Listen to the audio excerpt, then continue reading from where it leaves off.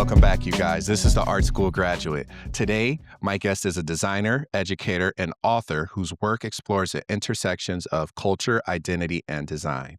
She serves as chair of the Department of Art and Design at Tennessee State University and is the author of Centered: People and Ideas Diversifying Design. Ladies and gentlemen, my guest today is Kaleena Sales. Kaleena, how are you doing? I'm doing great. Thank you so much for having me. I'm excited to be here. Thank you. And you guys, we just from our short conversation before we started recording, oddly enough, we have a lot of things in common. So we're going to touch base on a few of those things. But let's take it back for a minute. What first pulled you towards art and design? Like growing up in Nashville, did you always imagine, hey, this is for me. This is where I'm going to start? The art part, yes. Design part. So I grew up like a lot of folks, like drawing, a lot of designer folks. Like I grew up drawing and sort of always said, I'll be an artist one day. I want to be an artist. So drawing and the fine arts were certainly my like first passion. And it wasn't until high school that I took a class called commercial art. And what does this even mean? And it was the first sort of introduction into this world that, art can live in different sort of space with different tools, different outcomes. And so I was curious about what commercial art meant. But I think somewhere around my sophomore, junior year of college, as an art major, I started to think, well, what am I going to really do here? Like, will I pursue sort of the studio art, path? But that scared me. And I wasn't sure if I was as passionate about it as maybe some of my peers at the time. And I actually came across, I think it was like Essence or Ebony magazine, and I was flipping through the pages and I saw um like the listing of the folks that worked on the magazine, and I saw the title art director. And I had no idea what that was, but I looked it up and I stumbled across work in the advertising industry. So from there, just sort of like, a domino effect, I was fascinated by the idea that you could be an artist, but also have this super like strategic um mind and Mhm, I was really interested in like this like marriage of the intellectual and sort of artsy side. And so mhm. all that to say, um it felt like I was introduced just by happenstance and just sort of, fell down that path, but yeah, I've enjoyed it and have now since kind of circled back around to my more artsy roots. So it's funny how that happens, Right. but yeah, so that's kind of the short answer to how I ended up in this field. Okay, so like you said, you didn't grow up in a super artsy household. So when did you realize that creativity isn't just like an interest? It's like something you can genuinely build a whole career and a life around. Was it like a singular conversation, a person, an assignment, or was it even some people I know I've spoken with, it doesn't hit them till they actually like get out of college and Yeah. start hitting the real world. So where did that hit for you? I mean, so yeah, so like when I was growing up, everyone would compliment, me as an artist. Like I think that happens to most young artists Mhm. that walk around with your sketch pad and your drawing. Like people are always, oh, you're an artist, and that looked very specific to me. That meant I was in a studio, I was painting, I was doing Mhm. something like that. But again, it wasn't until I read about an art director specifically Mm. in media, and like I came across editorial design and advertising, and I actually started to Google like graduate programs that had art direction tracks. And so I came across VCU's, it was called the Ad Center at the time that I went, but the Brand Center now. And that was when I realized that you could really do this professionally. And again, it started to take shape in a way that it had not before. And so I had a career for the first time Mhm. in mind that I wanted to pursue. I think before that was very abstract. It was very just like doing this thing. I don't know. I'm interested in this general Yeah. direction, but I had no idea like what that would like materialize as until I started to really think about grad school. So going from Tennessee State to VCU's Brad Center, that's a leap. That's a very big leap. It was huge. What Yeah. Yeah, exactly. So what did that experience open up for you? What did it do to you mentally? Because I know as a creator, we like to live in our head. As an It artist, was. we live here. So My it's just God. like What did that do to you You or know do what? for you? I laugh because there's so much there, like, that transition was enormous for me. Huge culture shock. So I grew up predominantly Black neighborhoods, predominantly Black schools growing up. My parents were in the Army, so I did move around a little bit, but generally, we were situated in Black areas, and then going to an HBCU, so now, again, I'm in predominantly Black environments. So when I went to VCU, it was really my first time where I was experiencing the world, as a I guess, a true minority, and I did not know how to adjust. I was really self-conscious. I felt very unsure of myself. I was naturally reserved and sort of shy or used to be shy and kind of reserved and quiet. Really, that combination of my nature plus feeling Yeah. like an outsider made me really sort of shrink down, I would say, and VC is an amazing program. I mean, they an incredibly strong program, but I will say that I was not offering my full self, my full ideas, contributions to group projects because I was just sort of like, what do I say here? Who are these people? What are Right. they talking about? The conversations were just like very, very different than anything I had been around. So a lot of it was like, I would say it was 2 years of, like, me observing the world differently. Like, this is what people do when they go to dinner parties, or this is how people introduce themselves, and it was weird because I just felt like I was just taking in this completely different culture for the first time, and so that is what I remember most about that experience is just feeling unsure of myself and trying my best to sort of fit in, but in hindsight, I wish I would have done it very differently. Mhm. If I had the that I have now, I would have handled it differently, and I would advise other students to do it very differently, but at the time, I was just sort of trying to fit in, I think. Right, right. Yeah. So, yeah. We have a very similar story for my graduate, I did the same thing. Mm, Like, I applied, I went to see the, senior thesis shows, and I went and sat outside on the bench, and I was like, I have no business being here. yeah. I said that. I literally said that, and then it wasn't until one of the professors came out, he was like, "How you feeling?" I said, "I have no idea what I'm doing here." Mm, Like, I said that to him because it's like, when you're looking at certain backgrounds and it's nothing you've ever seen or experienced, you feel, 1, that imposter syndrome, 2, you're like, "Am I even good enough?"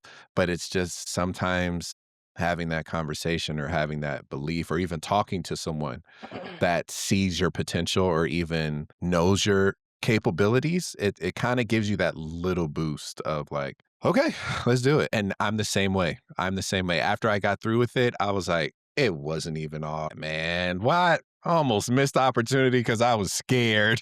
but, it's so funny because I think that, depending on what that experience is like, again, I think people can be very nice and, like, very, like, welcoming, but they don't know what you need, right? And so it's like they didn't know what I needed to hear or how to include me more. So they were navigating their own experiences. So, yeah, I don't know. It was a really, interesting period of growth.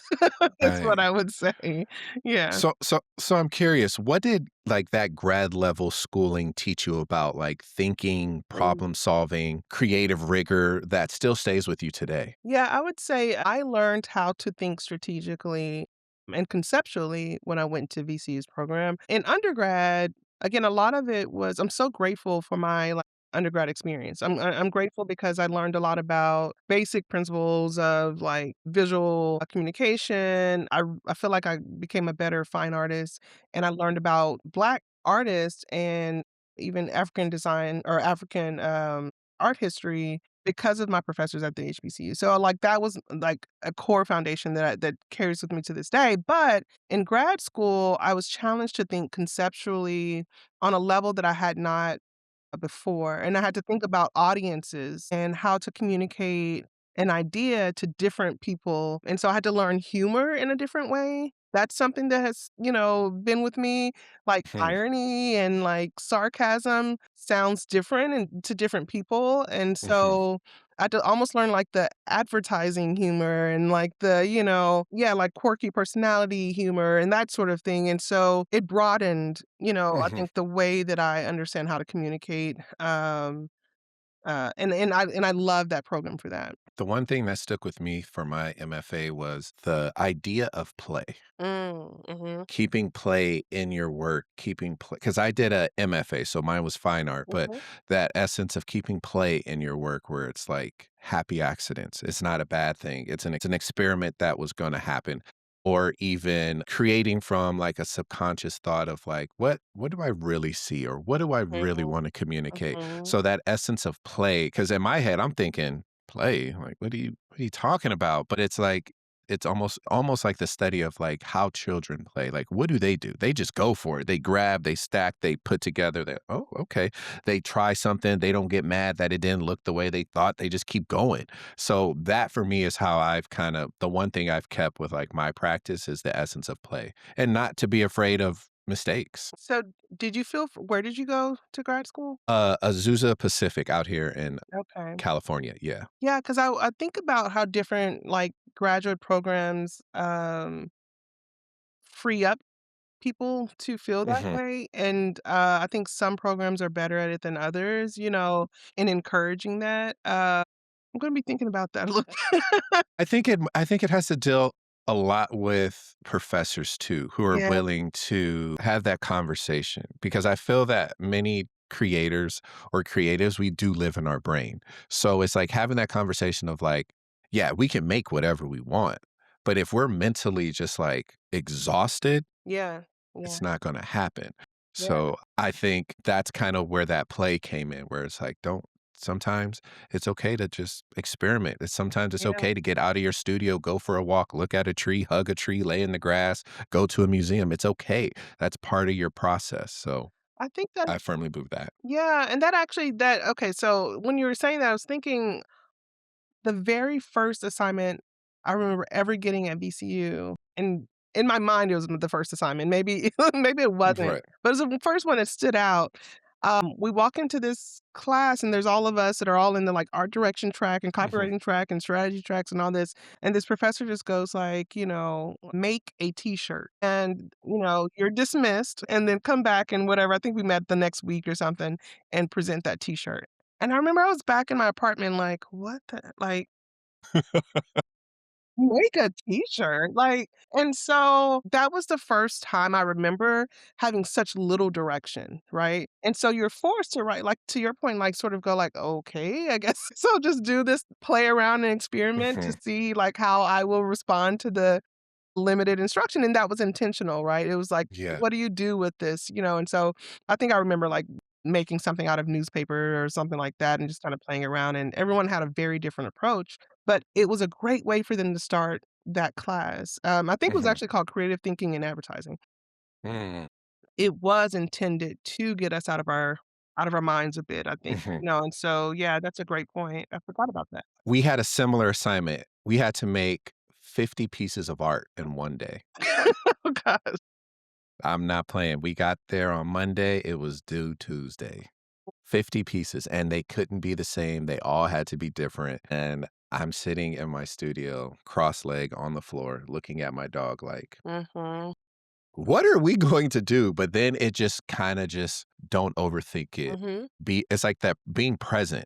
Just be present. Look at your materials. What do you have?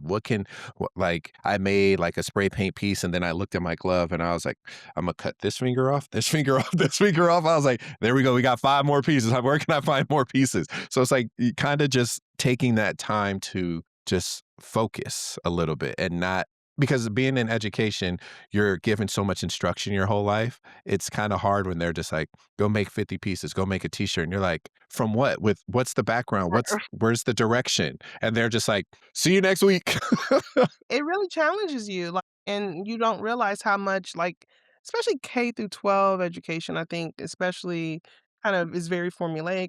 It can be anyway. I mean, there's some great schools out there too. My husband's a K-12 teacher, so I don't wanna, like, I mean, and they work really hard to be inventive as well. But I do think, though, that we do get stuck in these, like, formulaic kind of ways of, like, learning and then, like, shooting that back out, and then we take this and so, yeah, when you're, like, challenged to, do whatever you want to do, then it can be hard.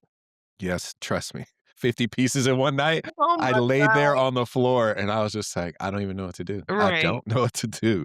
But no, I get it. I think the challenging part is unlearning some of those things, Yeah. like, and that's something we can, touch on later within your book. But so let's talk about this. You teach at a HBCU. Mhm. I would love for you to talk about what makes teaching design in that environment so distinct. I love teaching at an HBCU, so I'll say like, it is, like, my pride and joy, I love it, I'm so, like, honored to be able to do it. I teach where I went to school, so I teach at Tennessee State University, that's where I got my undergraduate degree, and so it's home for so many reasons, right? I mean, I even a lot of the colleagues that I have now, a few of those were my professor when I was That's cool. yeah, when I was, here as a student, and so it's really interesting, to teach students who, again, are a lot have a similar background as me, so a lot of them are from very, like, Black and urban areas, and so we have a lot of students from Nashville, but also from Memphis. We have a huge Memphis population, Atlanta, Chicago,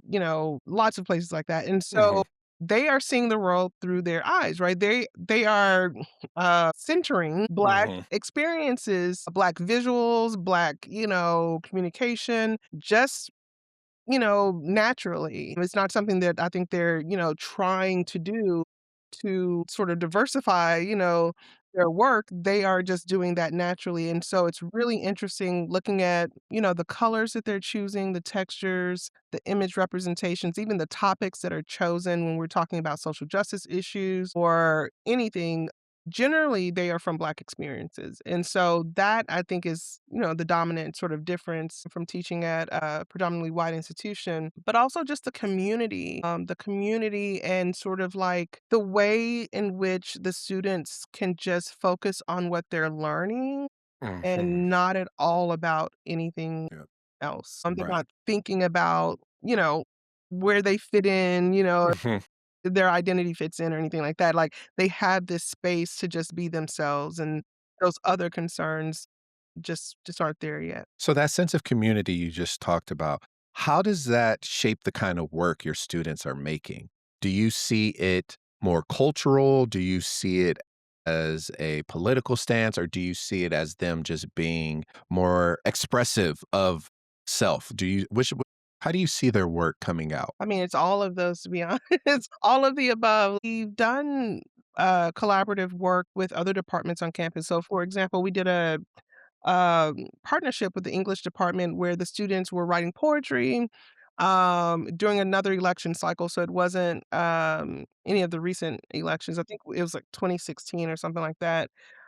So students were writing poetry, and then the artists and the designers were responding to the poetry through, visuals. And they're not given direction to go one way or the other, but it's usually synthesized and it's sort of they're Mhm, all like feeling the same sort of energy around particular candidates or topics that are in the news. So there's a shared sense of like concerns that they are worried about. So that's kind of what comes up. So politically, culturally, identity issues, they are largely aligned with. I will say that it's not a monolith though, right? So it's like, there are certain areas of diversity of thought within, the Black experience that's important to shine light on as well. But I just think that the shared like lived experience just makes them connect on on a lot of issues, especially politically and like culturally. What are some, like, creative instincts you see in your students Mm, that you feel like the broader design industry would just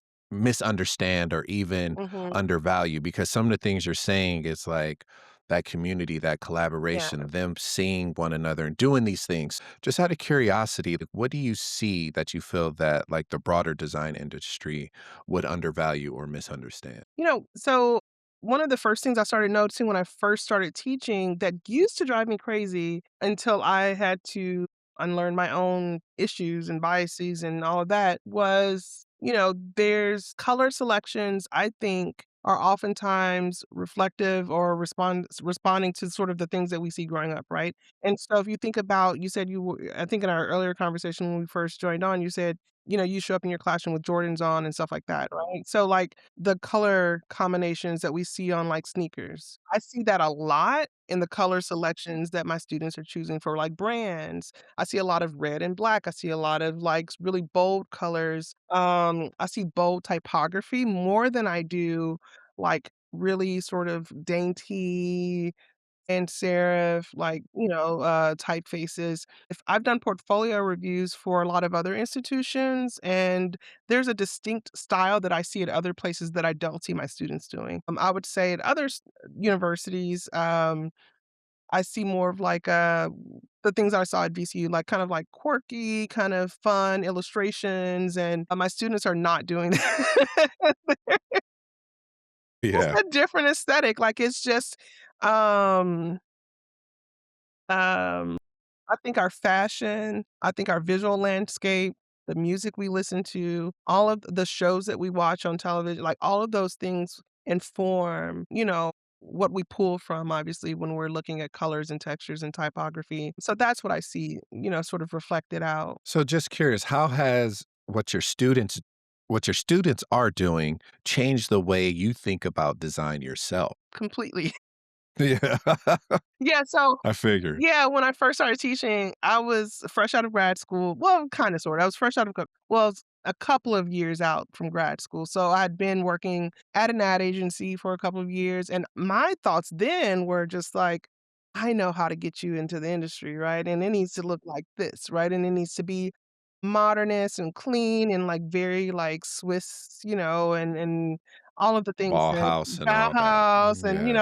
it needs to follow these sets of rules because this is what the industry has set forth for us. Less is more, all of that, right? And so I was following all of the sort of things that I learned in grad school, but also just as a professional designer and art director. And again, when I saw my students, I was showing work to my students, like, look how great this is. And they're just kind of like, is it great? Is it though? Like, I don't know.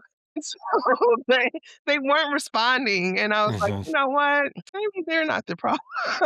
And I really had to sit with that. And honestly, I really did. I had to wrestle with, like, why am I trying to sort of like convince them change their, sort of unlearn, aesthetics that they're wanting to do in favor of these, like, modernist ideals that don't seem to align with,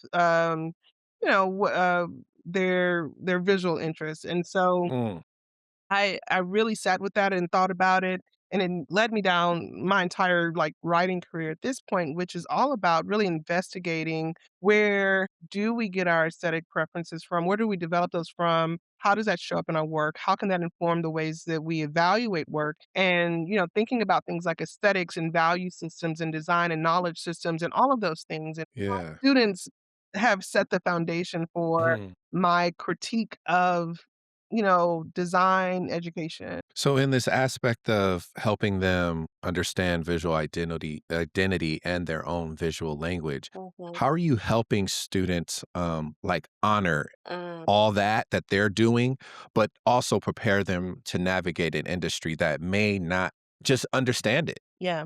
So that's hard, right? I mean, that's the big challenge. As much as possible, I try to make sure that I'm transparent with students. So I'll say like, this is what these are current industry standards. This is sort of what most folks are going to be looking for. But I want to encourage you to not fall for sort of the lie, though, that that's the only thing that can be deemed as like well designed or beautiful, right? And so if you do something that's different, you have to be able to explain, right? Is it strategically sound? Does it still work for the audience in which you're, doing it for? It still has to communicate, right? It still has to be um follow some sort of like logic, aesthetic logic and make sense. But it does not have to be grounded in Swiss or kind of traditional modernist like design principles. And that's really the biggest difference is that there's freedom to explore Mhm. different sort of cultural, aesthetic norms and introduce it into your work. So layers and textures and iconography and things like that. So I'm curious about this too. Being in that space and in that environment, what happened when you finally realized that like aesthetics and visual language, its preference is not random, but it's definitely shaped by environment, culture, and lived experiences. So what happened when you finally realized it and then when you brought it into the classroom? Well, personally, and I guess professionally, that's where I saw the most growth, from myself. I started reflecting on these observations and writing. I wasn't writing for a particular, like, purpose or audience. I was just sort of like, Mhm, "What am I seeing that's happening? What am I noticing?" And I just started to, like, really, really write this down. And then there was a call for a conference. An AIGA did a conference in, like, 2018 or 19 or something like that, uh, and they did a call for proposals about culture and, like, how does culture, like, show up in the or something like that. And so I submitted the thing I had been writing about, and it got selected and I went out and presented, but I didn't realize until then that people wanted to know more about that, and that was the first time that it opened my eyes that people were eager to hear about the experience that I was having in the classroom, the experience that my students were having. So professionally and personally, I saw a lot of growth when I was transparent and open about those observations. In terms of in the classroom, it's changing over the years. I would say that it's still a little bit of a struggle because the industry is still set up to expect mhm, portfolios to look a certain way. And so I think if anything, there's less tension between what I'm teaching about and what the students are receiving. mhm, I think I'm a better educator because I'm mhm, not trying to quiet their voices. I'm not trying to sort of like, make all of the designers into these little micro, like modernist right, designers. And so there's more freedom, or at least I hope that there's more freedom, mhm, that the students feel. But I don't know. I feel like I should interview like some of my former students to see, what their yeah, what their takeaway is. I will say we do interview presentations, like thesis presentations, and sometimes we'll ask students, like, who are your influences and like what are some things that and I've been really proud that, they're not just listing, the same old folks now. They're right. saying, you know, Afrocobra or this person or da da da, and all of these the things that we're talking about in the classroom really are landing and they're remembering them as reference points. And, if I think that's some form of a success. Yeah. So how do your students handle critiques? Because, critique inside an educational arena is extremely different from design criticism critique. How are you preparing them for that? Because we both know not everybody's gonna like your Oh stuff. my Not gosh. everybody's gonna cheer you. You may not get enough likes on your Instagram or wherever you post it. Yeah. How do you prepare them? We just had a critique.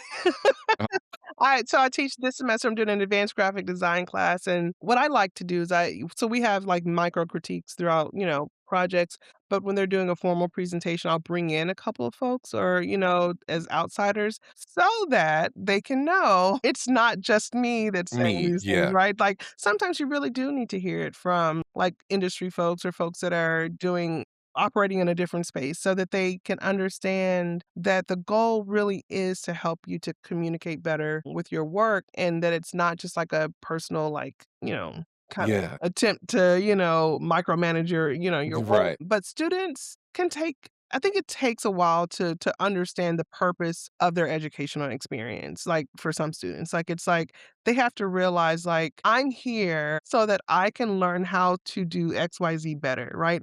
Mhm. And I think some students have a hard time thinking of design the same way that we think of studio art, right? Which is like it's all about just like full blown self expression, because if you think that, then it's hard to hear Yeah. another point of view, So, it just whenever that clicks for the student, whenever they're really, really ready to advance their work, I think that they receive the critiques well. And then until then, Mhm. it can be a challenge. It's interesting that you mentioned like a little bit ago, about how you go visit other schools to do Mhm. like portfolio reviews and things like that. So Mhm. let me ask you this. Do you think design schools sometimes unintentionally teach students to disconnect from their culture in order to be seen as a professional? Because you have your students where you're telling them, "Hey, you're not wrong. Let's just clean it. Let's Mhm. clean it up. Let's polish it." But then you go to other places where you're like, "My kids are doing this." So Mhm. so do you think design schools are unintentionally doing it, or do you think it's a very intentional thing based off of how I was taught, how you were taught, how they're still stressing some of these design, I wanna say, godfathers to us.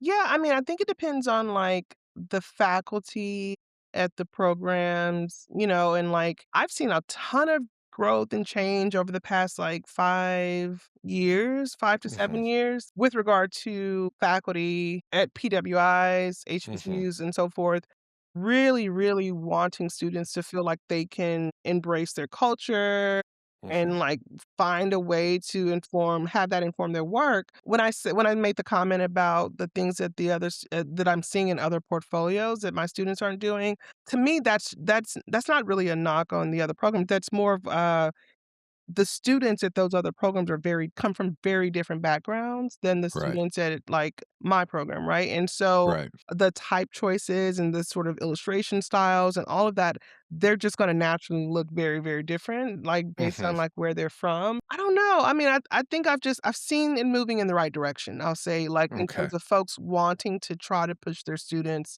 particularly, like, if I'm invited in, and maybe it's just because the type of work that I Yep, do, if someone yeah. is inviting me in. They know your voice. Yeah, and that particular faculty is probably already thinking about, like, diversity and, like, culture and that sort of thing. So I'm not really going to a lot of places where that's, like, not recognized, if that Right. yeah. Yeah, yeah. So what does it look like when a student realizes their cultural perspective isn't a liability, but actually like a creative advantage? Oh my gosh, I think the work gets so much more interesting. I have battles with my students all the time because I'm just like, "I think this doesn't have to be as boring." Right. I'm just like, you're doing design, like, this is Yes. fine. Yeah.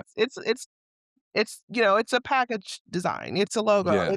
but, like, I bet it could be better. I bet it could be more interesting if you put something in there that comes from your unique sort of, like, point of view, and you're not just trying to make it look like something you've seen before, and so when they, like, push themselves a little bit more and they find that voice, I think the work is so much more interesting, and, like, Mhm, I just left my advanced graphic design class, and they did presentations, and they're doing some, energy drink kind of mhm. packaging, and one of the most interesting, designs was a student was doing sort of like this, like he unintentionally did this, like, graffiti style kind of thing, with this real cool gritty texture, Yeah, yeah. and the guest that I brought in, he's like, "Forget everything else, that right there, that's really, really cool," and it was really well Mhm. done, and so I think it's important for them to, like, hear that and again, once it clicks, they're like, "Oh, this I can do that, Right, and it's actually cool and it's acceptable." It's like, yeah, right. if it looks good, it looks good. So let's take an adventure into the design industry, Okay. okay? Um, this one I kinda was just like, I have my opinions about it, but I'll let her share hers. Do you think the design industry is truly becoming more open to different aesthetics, or are they still operating inside a pretty narrow framework? Of what basically that framework is like, we know this is going to get validated and this is gonna be perfect, so let's stay here with this idea. Yeah, I mean, for sure. I think that it still has a long way to go. I think that the areas where we see some interesting solutions sort of happening are still in very specific genres. And so, like, you'll see fashion or fast food or some other Yeah, things sort of take these, like, I would say urban voice, kind of, approaches, but we don't I feel like brands are still not understanding that they can right. do that across the board, and it doesn't have to be sort of this, like, really safe modernist approach. So I liken it to, and I don't know if this will make sense, but I'm doing a lot of work right now in thinking about respectability politics, right? And thinking about minimalism and maximalism and why Black folks, but also just like everyone else,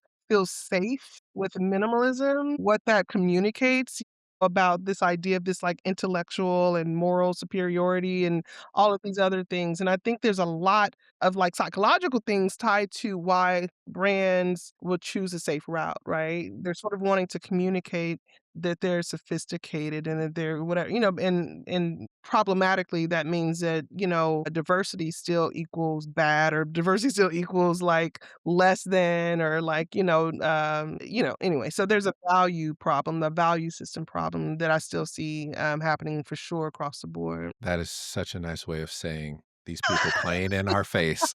They playing in our face because it's just set the aesthetic. Yeah. We set the culture. Whenever they need anything, they look to see who's doing it, who's working it, who's doing it. There's something that they choose to pull from Yeah. us. But I feel like it's hard to get the actual creators the validation. You know what I mean? Mhm. That's why I said I have my biases. I'm just gonna let her get hers out. So It's true, it's true. I'm curious to know, how do you prepare your students for when they have to go see a hiring manager that may be from the traditional aspect of design of, I don't want to say any crazy names, but like Mhm. Disney, Netflix, HBO, they're kind of very polished, clean, Yeah. they have a certain look. So how do you prepare them for those kind of like, I know what they're going to look for, but I need you to be confident in your work. How do you help them with that? Yeah, I mean, I think there's a couple of things they should do. One, you gotta rely on, like, strategy. Like, you have to talk about strategy. You have to talk about, "This works because blah, blah, blah. This," "and this color was chosen for the" whatever, right? And that has to be communicated. You cannot rely on them understanding the choices, and so you have to, like, break it down and explain, show your sketches, show your wireframe, show anything that shows process and that you are not just reacting to like just some aesthetic whim that you're actually making informed decisions. So that's one thing. And then two, if it's helpful to differentiate yourself, like show your background, like own fully like who you are and where you come from. Tell that whole story because your voice is going to be different and you're going to handle a design project very differently Mhm, than probably anyone else they're going to talk to that day. And mhm, so they have to know that, that's not a liability, right? mhm. And that if they're smart, they'll snatch up that opportunity to have a unique voice on the team. So, that's all they can do is just like, be fully themselves, present themselves, and never shrink down and know that, there's a deep history of innovative and strong and amazing like Black voices. And so they, just take up space and be smart and strategic. Interested to know, as an educator yourself, being in this space where you're helping so many people of color get their voices out and do these different things, what role do you feel educators must play in order to help shift the future? Bringing out the best of whatever that person can provide, right? I mean, I feel like I struggled as a young designer because I wasn't confident. I didn't share my best ideas. I didn't speak up. Even my work, my portfolio, if I look back at my portfolios from grad school, there was some decent stuff in there, right? I was showing some signs of some promise, but it was extraordinarily safe. Like I was trying my best to just blend in, right? And I didn't want anyone to flip the page and see that I'm a Black woman designer. And I hate that. Like, I hate Yeah, that now, right? Like, it's so if I can pull out what's inside of that designer, that unique take on, yeah, a branding project or packaging or UX design, whatever, that very unique, specific thing that they have inside of them, yeah.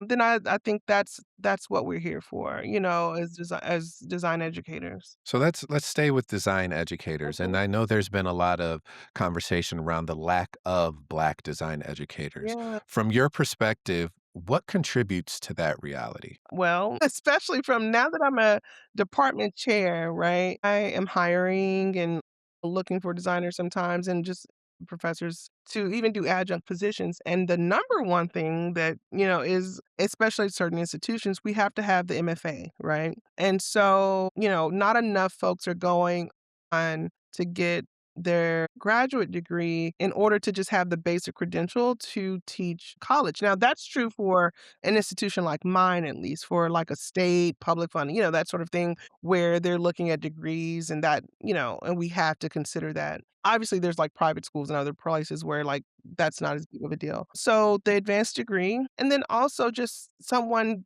telling undergrad students like, "Hey, I bet you could teach one day. Like, have you ever thought about that?" Like, so just talking about it. No one ever brought that up to me, like, I thought about it because I had a class that I hated, and I like, I bet I could I bet I I could do this way better. you know what? Why don't you sit down and, But no, Right. you start thinking about that on your own, but Yeah. it would be nice, right? If more people and I talk to my students all the time. They probably are rolling their eyes at me all the time, but I'm always telling them, go get your MFA, go get whatever so that you can teach one day. Like, you never and they was like, "Oh, I don't want to." Like, you never know. You really might want to, you know. So, do you think enough young designers even see education as a meaningful creative path? No. I think Yeah, I agree. that when people think about educators, I think that they forget that we're practicing in our field still, And so that's the other thing that, when I'm talking to students about teaching at the college level, I was like, you are expected to still be, working in your industry in some regard, whether it's through research or practice or something. Your voice is still in that space, and so once I tell students that, they're like, "Oh, I didn't know," like, they think that you have to sort of choose either classroom or, your creative practice, and I think that's news to them that you can and should be, kind of thinking about both. So, yeah, I think it's just it's a matter of, like, just not that career not being introduced, and so a lot of times we don't think about things until just like I flipped through the magazine and saw art director, I would have never, No, pursued that had yeah. I not just kind of come across that, and so it's just an introduction. Someone has to make that introduction. Let's touch on the base of visibility. Mhm. What does it mean to you to be visible to your students, not just as a professor, but as a Black woman who is killing discourse, design discourse with your books, and then reaching out and having these conversations with people like me? So, what does it mean to you to be visible to your students, and not just as a professor, though? Yeah. I want that to feel normal to them. I just want that to feel like, "Oh, okay, yeah, I had a professor, that was a Black woman, and that's yeah, like, that that's fine, that's normal, there's nothing odd about that." Right now, it feels odd. It's just like, "Oh, there's only certain percentage of Black people as design educators and then, like, Black women, Black men, and so the numbers are so tiny that we still feel like we're, this special little group, but in many ways, my students, they don't think anything of it, and I sort of love that, like, because it should be normalized. I want them to see Black women as designers as a super normal thing. I want them to see Black women as, academic publishers as an incredibly normal, Yeah. occasion, and to not think it's a special thing so that they know of course I can do that. Like, of course I can write a design book because my professor was doing it. And for it to not even, you know, be a thing and I Seem too far fetched. Yeah. it's not it shouldn't and I think about that, I think that comes to me mostly because I'm a parent. Like, I have an 11-year-old son, and I think about what he sees and what he will grow up as seeing as normal to him, right? Like, I'm, do the professor thing and I have a couple books, right? And he thinks, "Okay, moms do that." Yeah. Yeah. Yeah. Yeah. And, like, my husband, he's doing his thing too, and so, and that's what I hope. I hope that my students see that and just see themselves represented and that they don't ever doubt their position in this space. I really wish they could just see it. Mm, Like, we see it because I think we yearned for it. So the positions we're in, we were like, no one represented us in these spaces. So mm. I'm going to do that. So that, like what we were talking about before we started recording, is just like taking these art classes, taking these design classes, and you're just looking around like, all right, we're gonna do this today. Okay. Yeah. So let's take a little bit of time and talk about your book. This is what drove me to connect to you. Your book, Centered: People and Ideas Diversifying Design. It challenges the way design history has traditionally been told. But for you, what was that moment that made you realize like this book needs to exist? So I was on the steering committee for AIGA's Design Educators community. And so it's a 3-year service term, and it's like kind of being on the board of directors for that group. And when you're on that board, you're thinking of like, you're doing a lot of service work, but you're also thinking of like ways that you can contribute to the team. And so I thought about introduced a writing series called Beyond the Bauhaus. Um, through AIGA's Design Educators community, and we posted these little short articles on the AIGA's website. And I wrote the first couple in the series. Like one was about West African Adinkra symbols. The next one was about Afrocobra, an artist collective from Chicago in the '60s. And so then I asked for contributions from other design educators that wanted to contribute to the and make it more of a series. And so that's what it became. And so it got a lot of positive feedback, and people were interested in either contributing or reading, and that series became the foundation for the book Centered. Actually, the book was gonna originally be titled Beyond the Bauhaus and be a literal just expansion of that series in an expanded form, but through the publishing process, changed the title to Centered. And so I would answer that by saying my reason for wanting to start that series was because I wanted to shine a light on stories that have been, I would say, eclipsed by the dominant design narratives that are out there. Some people know about, but not enough people. Number one goal is like I want more people to feel like they belong in this space, to see themselves reflected. And so showing more of those stories, talking about those designers is a way in my mind to do that. So you just said that you chose artists and designers who are often overlooked. So when designers begin discovering these histories, how do you think it changes the way they see their own role in modern time now? So I what I would love and even the current work that I'm researching now, I want it to be more than just like about that one designer that did this one thing, right? Or, like I talk a lot about West African Dinker symbols. I don't want someone to look at that and go like, well, that was cool, but that was like a little One that off, yeah, yeah. one off, right? And it's like, no, this is there's a pattern and a deep, rich history that shows that knowledge systems and like ways in which we've contributed to design exists like, fully in history, and that we don't know a lot of these stories and but that they're out there, right? And so I always say my book, Centered, is not meant to it's a small book, so it's not meant to be comprehensive. It's meant to scratch the surface and just say like, "Hey, if you didn't know about this, guess what else?" There's so much Yeah. else out there that we don't know about. And so I don't know if I'm answering your question, but I want people to just be more curious about what else is out there, and to again, to not just narrow their ideas about diversity in Yeah. design to, like, a couple of aesthetic, principles or practices, but to understand it as, like, knowledge systems and to understand it as, like, intellectual work.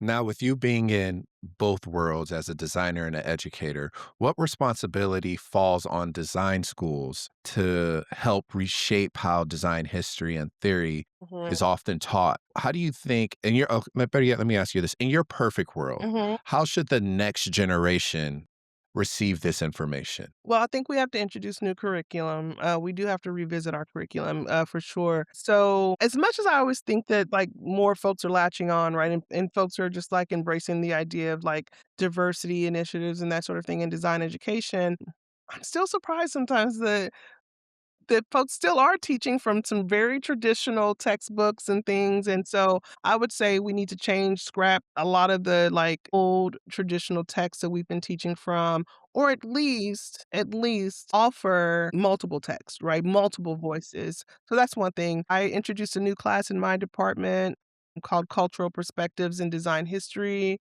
That was one way to teach about design history, but again, from a more elastic lens.